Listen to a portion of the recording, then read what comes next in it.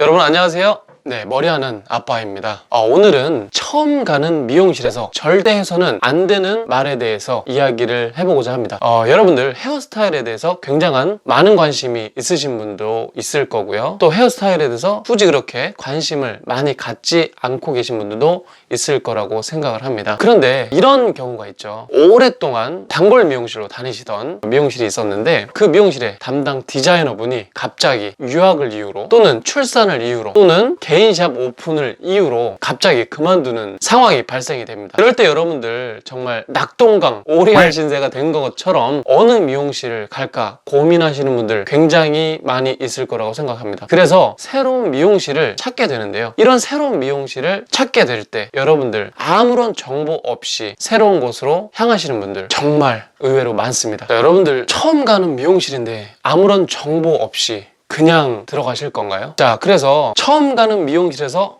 절대 하지 말아야 될 말 첫 번째입니다. 아무나 연결해 주세요. 사실 누가 아무나 연결해 달라고 말을 할까라고 생각할 수도 있겠지만 그러시는 분들 의외로 굉장히 많습니다. 워크인 고객님들 대부분이 미용실로 오시게 되면 그냥 아무나 연결해 주세요. 또는 그냥 관리자가 안내하는 대로 기다렸다가 디자이너를 만나곤 합니다. 자, 손님이 처음 미용실에 들어갔을 때 이런 상황이 벌어지죠. 안녕하세요. 네. 처음 방문하셨나요? 아, 네. 어떤 서비스 받으시려고요? 아, 네. 파마요. 아, 파마 하시려고요? 네, 잠시만 앉아 계세요. 네, 이런 상황이 연출이 됩니다. 그죠? 이 대화 내용을 보면 뭐 이상한 게 없습니다. 이렇게 고객은 대화를 나눈 후 자리에 앉아서 가만히 기다립니다. 하지만 여러분 잘 한번 생각해 보세요. 이 대화 내용에는 별 문제가 없는 것 같지만 사실 아주 큰 문제가 있습니다. 상식적으로 생각을 하면 실력이 좋은 디자이너가 손님이 더 많을까요? 아니면 실력이 부족한 디자이너가 더 고객이 많을까요? 당연히 실력이 좋은 디자이너가 손님이 많을 거라고 생각을 합니다. 그렇다면 처음 가는 미용실, 그것도 바쁜 토요일, 주말, 일요일 같은 때 처음 가는 미용실에서 실력이 부족한 한가한 디자이너가 연결될 확률이 더 클까요? 아니면 실력이 좋은 디자이너가 연결될 수 있는 확률이 클까요? 한가한 디자이너가 연결될 가능성이 더 큽니다. 물론 뭐 타이밍이 좋으면 한가한 실력자를 만날 수도 있겠죠. 그런데 확률로 따지면 바쁜 토요일 실력자들은 굉장히 바쁩니다. 자, 그렇다면 처음 가는 미용실에서 그래도 최소한 경력이 많은 디자이너 분으로 해주세요. 아니면 제가 이런 머리를 할 건데 이런 머리를 잘하는 분으로 해주세요 라고 말을 한다면 그래도 최소한 연결을 시켜줄 때 좀 더 신경 써서 연결을 해주지 않을까요? 좀 더 확실한 방법은 먼저 가시기 전에 네이버나 아니면 인스타 아니면 페이스북 이렇게 사전 조사를 하시고 그 사람이 만들어 놓은 디자이너들이 만들어 놓은 블로그 또는 인스타의 사진을 보고 어느 정도는 실력자인지를 판단을 하시고 미리 예약을 해서 오시는 게 가장 실패할 확률을 낮추는 거겠죠. 근데 대부분의 고객들이 그냥 오셔가지고 아무나 연결해달라고 하시는 분들 굉장히 많습니다. 사실 굉장히 안타깝습니다.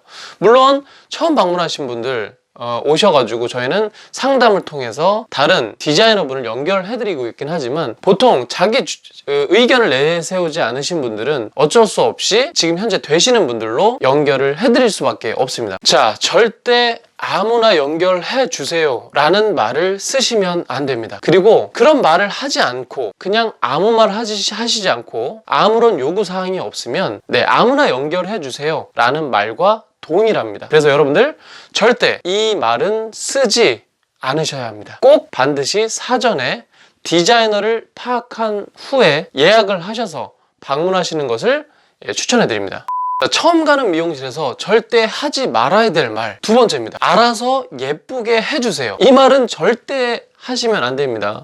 몇 번이고 해봤던 디자이너조차 알아서 해달라고 하는 고객의 말을 굉장히 힘들어합니다. 처음 만난 디자이너와 가장 중요한 건 사실 머리를 자르는 것, 그런 행위가 아니라 의사소통입니다.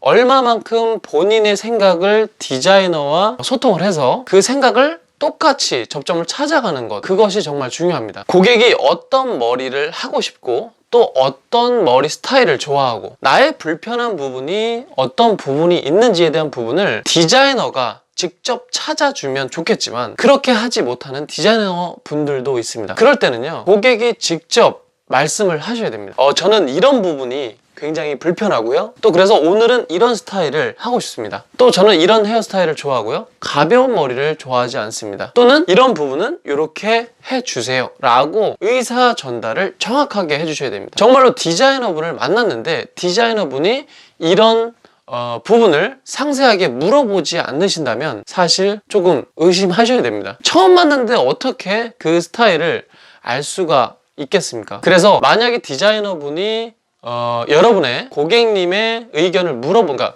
스타일을 물어보지 않는다면 안타깝지만 고객님이 직접 내가 하고자 하는 말을 꼭 해주셔야 됩니다. 정말 실력자분들은요, 고객이 무엇을 원하는지를 정확하게 찾아낼 때까지 계속 질문을 합니다. 그래서 첫 상담이 5분이건 10분이건 30분이건 내 고객이 원하는 것을 정말 잘 찾아내서 계속 질문을 통해서 찾아내서 그리고 그것을 테크닉으로 시각화합니다. 그런 분들이 진짜 실력자가 아닐까 생각을 합니다. 그리고 그런 분들을 만났다면 결과가 조금 부족하다고 하더라도 2번, 3번 머리를 맡기고 단골 고객이 되는 것도 저는 좋다고 생각을 합니다. 처음 만난 디자이너 분께는요, 최대한 내 머리에 대해서 이야기를 많이 하셔야 됩니다. 절대로 알아서 해달라는 말은 최소한 10번 이상의 내 머리를 만져본 디자이너에게만 해야 되는 말인 것 같습니다. 자, 오늘은 고객의 입장에 있어서 말씀을 해드렸는데요. 처음 가는 미용실에서